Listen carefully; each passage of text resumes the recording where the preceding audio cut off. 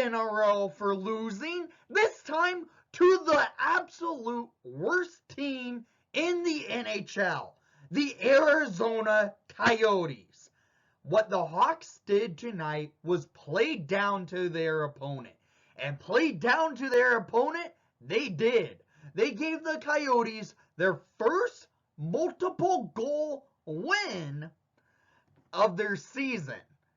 And that's their 7th of the year. The Hawks were garbage tonight. They were horrible on the defense, horrible coming out to play, and just flat out undisciplined. This team tonight cost themselves by playing down to the Arizona Coyotes. This was a horrible game by the Chicago Blackhawks. From goaltending, yes, this is probably Fleury's worst game in a Blackhawk uniform tonight.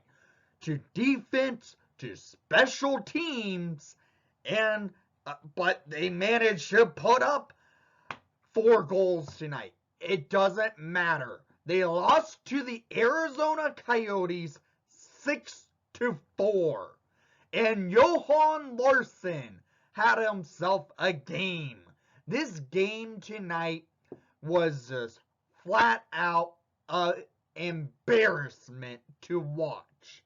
The Blackhawks played down to the Coyotes.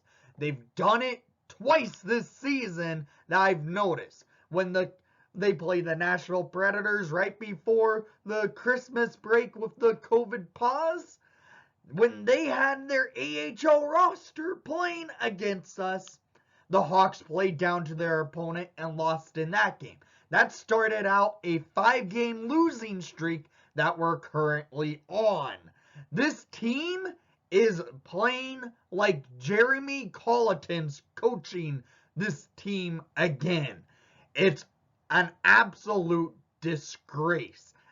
I don't know what Derek King has done to change something up, but what he's done has not worked. The Hawks are back to playing terrible hockey, and it's a complete and utter failure what they're doing tonight. And, well, this season. They lose to the Coyotes 6-4, as I mentioned. But we outshot the Coyotes 36-26. Faceoff percentage, it was dead even at 50% each. Power play. The Hawks, as you know, we suck on the power play right now. We went 1 for 5. The Coyotes, they're terrible. They have the worst power play in the league. They went 2 for 5. Our PK continues to fail. This team took undisciplined penalties. There was one that should not have been called. Luckily, the Hawks killed it. But the Hawks were undisciplined, taking dumb penalties, playing down to their opponent, and just flat out embarrassing tonight. Now we have to go to Vegas on this 5-game losing streak. Hopefully Marc-Andre Fleury's ready to go back to his former team to play it for revenge. But tonight, this game, Fleury probably had his worst game. To start out, he let in a goal that the defense kind of disappointed up front of Fleury, but Fleury tonight probably had his worst game. I have to say it. 13-8 in first period for shots on net, but the Coyotes outplayed the Hawks in that first period from puck drop to finish. Second period, 12-10 in favor for the Hawks. The Hawks pretty much outplayed the Coyotes for the first 10 minutes of play in the second period. Third period, 11-8 in favor for the Blackhawks. Hawks pretty much controlled the play with the final minutes of play because they were just playing with power play minutes. This team tonight was a joke. This team tonight, again, continues to show that they don't know how to play defense. This team tonight may have a COVID outbreak coming because before puck drop, like 30 minutes before warm-ups, the Hawks had to throw multiple players on COVID protocol. which had Hagel go on, Eric Gustafson go on, Sam Lafferty, who we acquired just yesterday, go on COVID protocol. We're still waiting on Kevin Lankinen to come out of protocol. But tonight, frankly, I don't care. We put up 4 goals, but you lose to the Arizona Coyotes. The way you do is just flat out embarrassing and a complete and utter joke. So, let's get to the goals of the game, shall we? Since there were 10 goals put up, but in favor for the Coyotes, putting up 6. So, in the first 3 minutes of play, at 3:16, Mayo scores his second of the season, assisted by Gostisbehere and Galchenyuk to give the Coyotes an early 1-0 lead. From puck drop, the Hawks let the Coyotes control play, come into the Hawks' defensive zone, cycle the puck around, get the faceoffs, and beat the Hawks on chances. This was off a faceoff.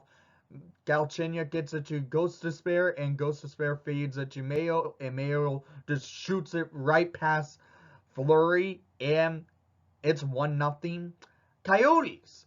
The Hawks were killing a little bit, playing a little bit stronger by the 10-minute mark, but at 19:06, in the first period, Johan Larsson was his first of the season, first of the night, assisted by Mercer and Gostisbehere. This goal came off Larsson's butt and past Fleury. Nothing Fleury could have done there. He was screened, and it was redirected off of Larsson's butt, pretty much. That's what happened. So, 2-0 Coyotes after 1. We go to the second period, where I said the Hawks came out playing their best hockey for the first 10 minutes of play of the period.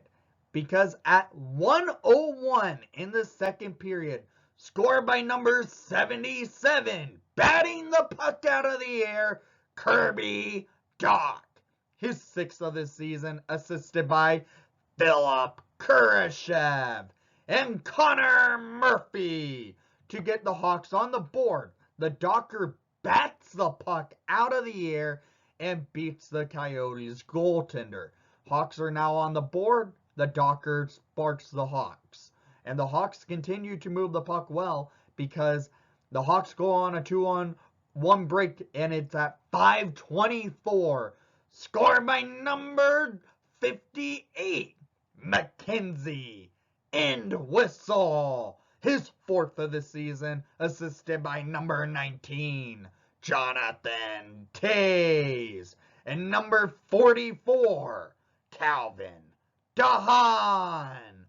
To tie this game up, the former draft pick of the Arizona Coyotes, Mackenzie Entwistle, ties this game up and gets the Hawks in a tied game. Good to see there. And that's good news for the Hawks. They are now maybe going to take the lead. No, they don't, because penalties are now calling. Because Borgstrom gets called for a high sticking. Terrible call by the refs, because Borgstrom was shooting the puck, and he gets called for a high stick.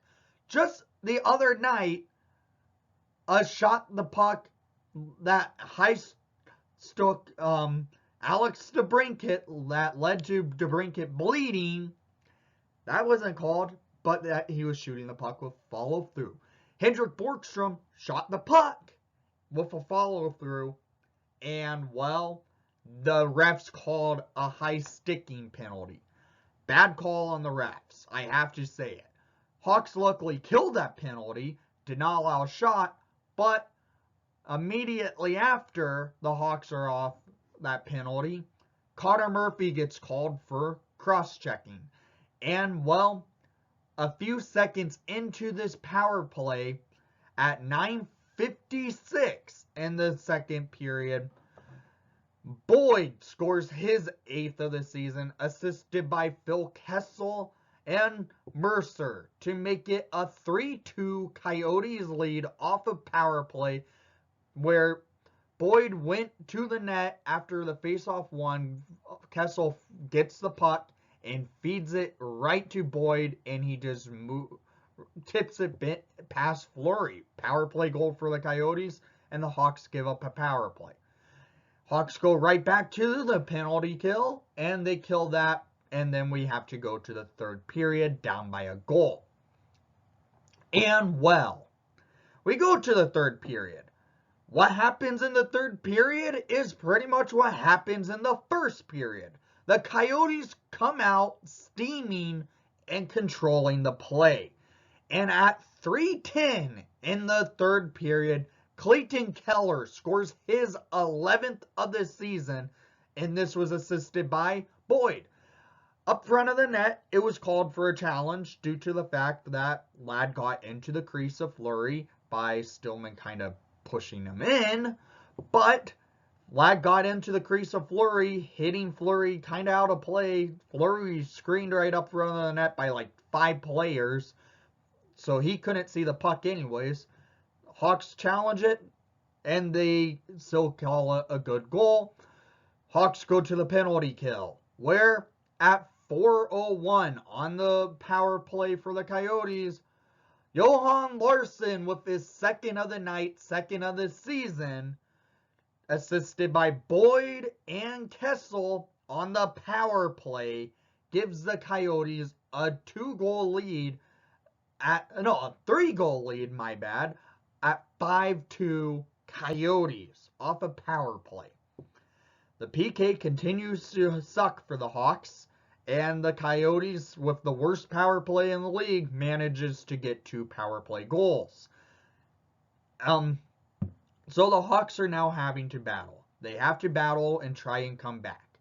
And they look like they can, because at 6:29 in the third period, scored by number 19, Jonathan Toews, his 5th of the season, assisted by number 6, Jake McCabe, and number 61, Riley Stillman.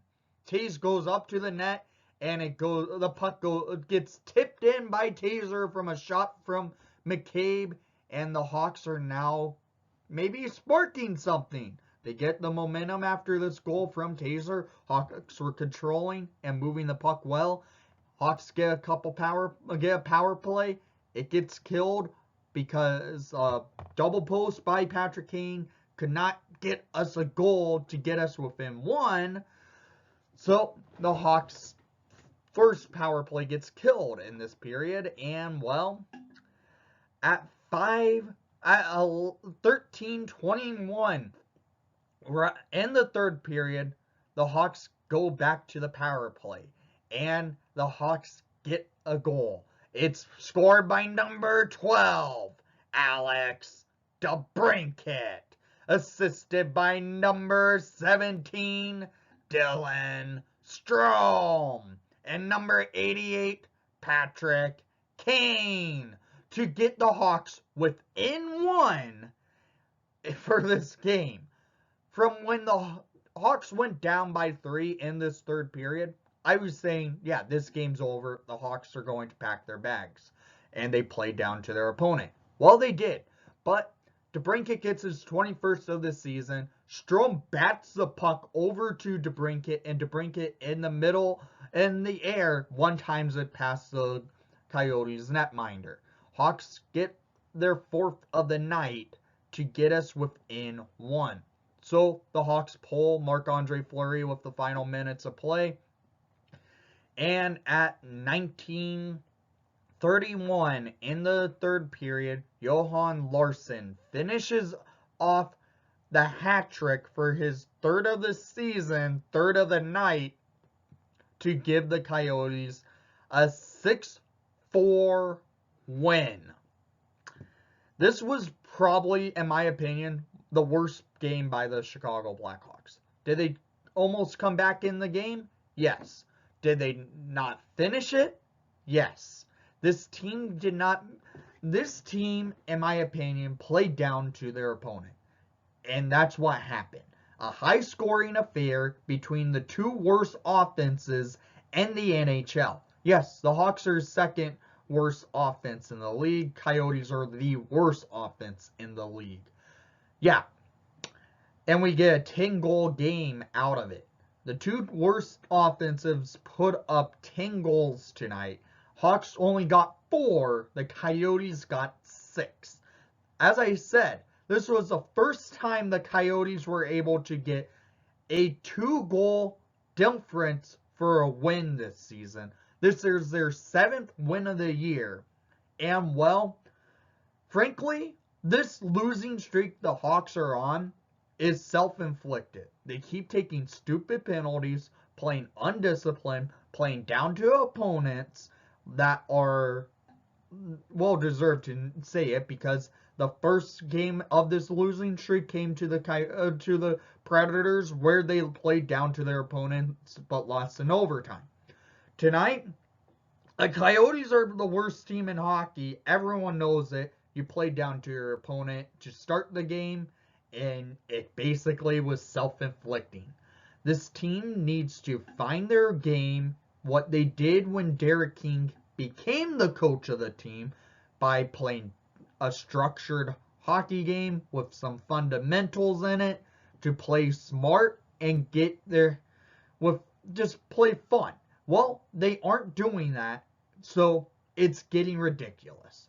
Down in the comments down below, I want to hear what your thoughts are after the Hawks played down to the Arizona Coyotes, losing 6-4, because that's what happened. And thank you for watching the broadcast. Please leave a like and subscribe if you haven't done so already. And most of all, Hawks, this is ridiculous, and stop playing down to opponents like the Coyotes or when the Predators had an AHL roster.